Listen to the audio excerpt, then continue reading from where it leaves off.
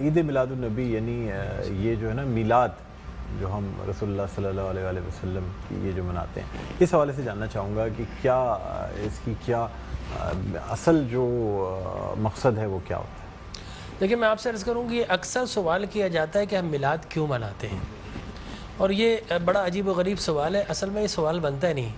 سوال یہ ہے کہ ہم میلاد کیوں نہ منائیں، یہ سوال ہے. یہ سوال ہی نہیں کہ ہم میلاد مناتے ہیں، یہ بتائیے کہ میلاد کیوں نہ منائیں. آپ کوئی ایویڈنس ہے ان قرآن کے اندر منع ہے؟ جواب آتا نہیں. احادیث مبارکہ میں منع ہے؟ جواب آتا نہیں. کیا صحابہ کرام رضوان اللہ تعالی علیہم اجمعین نے منع کیا؟ جواب آتا نہیں. بڑی عجیب غریب بات ہے کہ آپ منع کرتے ہیں. اچھا جناب یہ دیکھیے کہ میں بڑے سادہ الفاظ میں بتانا چاہوں گا کہ اسلام کیا ہے. اسلام 4 چیزوں پہ مشتمل ہے. حضور نے جو فرمایا وہ اسلام ہے، حضور نے جو کیا وہ اسلام ہے، اور حضور نے جس سے منع کر دیا وہ اسلام ہے، اور حضور نے جس سے منع نہیں کیا وہ بھی اسلام ہے. لہٰذا اگر کوئی آج کسی چیز کو منع کرتا ہے، اس کا مطلب یہ ہے کہ وہ اسلام کے منہ میں اپنی بات ڈال رہا ہے. اب نہ اللہ سے بھول ہوئی نہ رسول سے بھول ہوئی. قیامت تک کی ساری ناجائز چیزوں کو قرآن مجید اور احادیث نبویہ میں بڑے بڑے بورڈ لگا دیے گئے کہ these are the prohibited thing, یہ حرام ہے، یہ حرام ہے، یہ حرام ہے.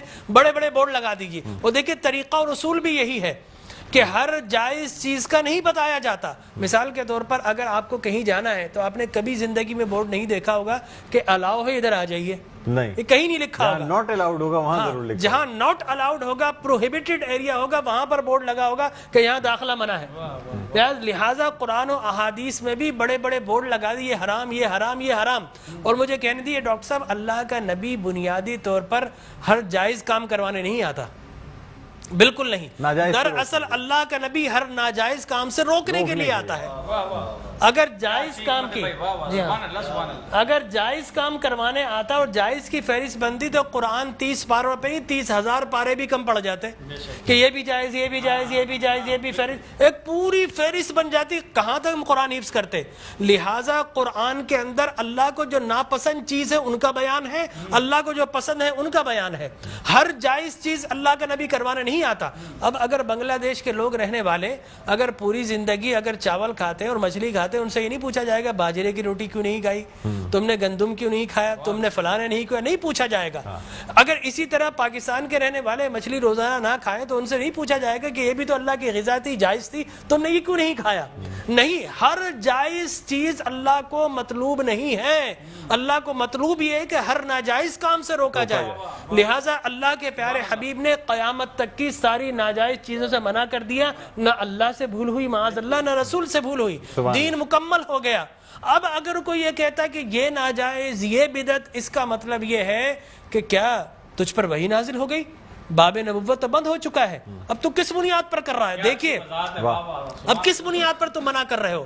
اور میں آپ کو بتاؤں ڈاکٹر صاحب، یہ دین کا مسلمہ اصول ہے کہ کسی چیز کے جواز کے لیے کوئی ضعیف حدیث بھی کافی ہے، لیکن کسی چیز کے حرام یا بدعت ہونے کے لیے قرآن اور احادیث کی نص قطعی چاہیے آپ کو، اور حدیث متواترہ چاہیے. اس کے بغیر آپ کسی چیز کو حرام نہیں کر سکتے، اس لیے کہ اسلام گلا گھونٹنے کے لیے نہیں آیا، اسلام تو راحتیں دینے کے لیے آیا ہے. لہٰذا جو ناجائز چیزیں تھی اسلام نے وہ منع کر دی 1400 سال پہلے. اب اگر کوئی کہتا ہے کہ جناب آپ میلاد کیوں مناتے ہیں، تو میں کہتا ہوں یہ سوال ہی نہیں. بڑے احمق لوگ ہیں جو جائز کی دلیل مانگ رہے ہیں. ارے بھائی دلیل تو ناجائز کی ہوتی ہے، لہٰذا آپ ناجائز کی دلیل دیجئے کہ قرآن میں منع کیا کہ احادیث میں. بلکہ اب میں یہ کہتا ہوں اس بات کے بعد آپ قرآن پڑھیے. اللہ تبارک و تعالی نے 5 نبیوں کا میلاد قرآن میں بیان کیا ہے. حضرت آدم علیہ الصلوۃ والتسلیم کے میلاد نامے قرآن کے 5 رکوع پر متفرق. پہلا واقعہ ہی میلاد نامہ آدم ہے. فرشتوں کو جمع کیا، میں آدم کو پیدا کرنے والا ہوں. کیا کریں؟ سیلیبریشن کرو. آدم کی ولادت کا موقع، نفخت فیہ من روحی فقعوا لہ ساجدین. جیسے ہی میں یہ آنکھ کھول دے، یہ پیدائش ہو جائے، ولادت ہو جائے، تو تمہیں کیا کرنا ہے؟ اس کو سجدہ کرنا ہے. اللہ تبارک و تعالیٰ فرماتا ہے کل مجمعون الا ابلیس. سارے فرشتوں نے سیلیبریٹ کیا، آدم کو سجدہ کیا سوائے ابلیس کے. تو معلوم یہ ہوا کہ جس نے میلاد منایا اللہ نے اسے نورانی قرار دے دیا، اور جس نے انکار کیا اللہ نے اسے شیطانی قرار دے دیا. سبحان اللہ، سبحان اللہ. لہٰذا اسی طرح میں 2 منٹ بس، اسی طریقے سے سورہ قصص میں حضرت موسیٰ علیہ الصلوۃ والتسلیم کی میلاد نامہ اللہ نے 28 ابتدائی آیات میں بیان کیا، اور حضرت یحییٰ علیہ الصلوۃ والتسلیم کا میلاد نامہ سورہ مریم میں کیا سلام علیہ یوم ولدا، سلام ہو یحییٰ پر کس دن؟ جس دن وہ پیدا ہوئے۔ لہذا نبی پیدا ہو رہا تو اللہ سلام بھیج رہا ہے، اور پھر حضرت عیسیٰ فرماتے والسلام علیک یوم ولدت و یوم اموت و یوم ابعث حیا، سلام ہو مجھ پر جس دن میں پیدا ہوا، سرکار نے فرمایا۔ اور پھر اللہ تبارک و تعالی نے ووالدین وما ولد کہہ کر حضور کے میلاد کو بیان کیا، اور حضرت مریم کی میلاد کو اللہ نے سورہ آل عمران میں بیان کیا۔ پھر سرکار نے فرمایا کہ میرے غلام الجمعۃ عید للمسلمین، لوگ کہتے ہیں 2 عیدیں، تیسری عید مل گئی۔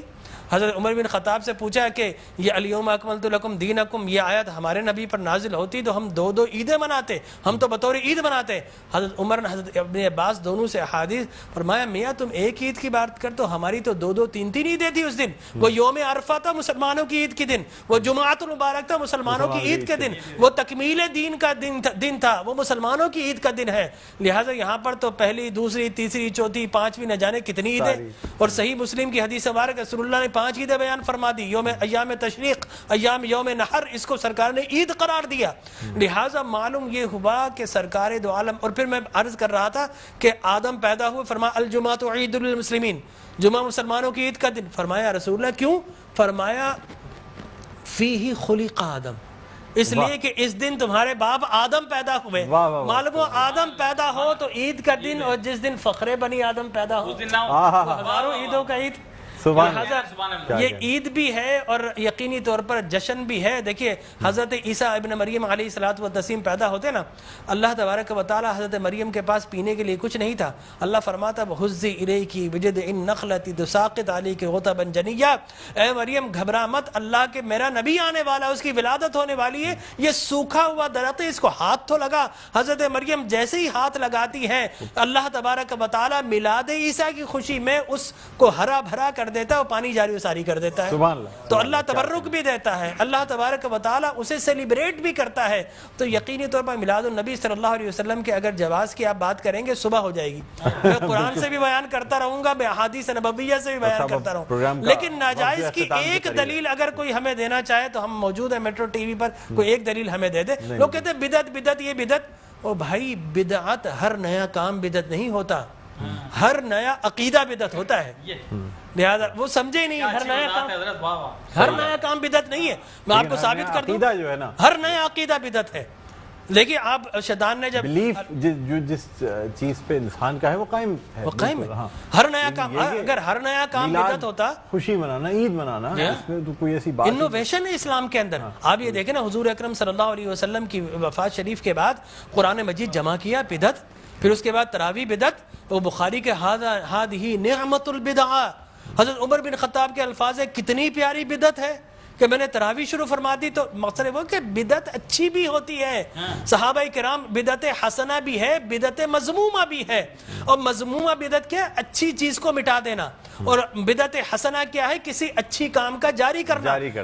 فرمایا من سن سنتا حسنتا فلہ اجرھا واجر من عمل بھا الی یوم القیامہ، جو کسی اچھی سنت، اچھے کام کو جاری کرتا ہے، اس کے بعد قیامت تک اگر لوگ اس کام کو جاری رکھے تو اس بگنر کو اللہ تبارک و تعالی اجر و ثواب عطا فرماتا ہے۔ سبحان اللہ۔ ہماری ٹرانسمیشن کا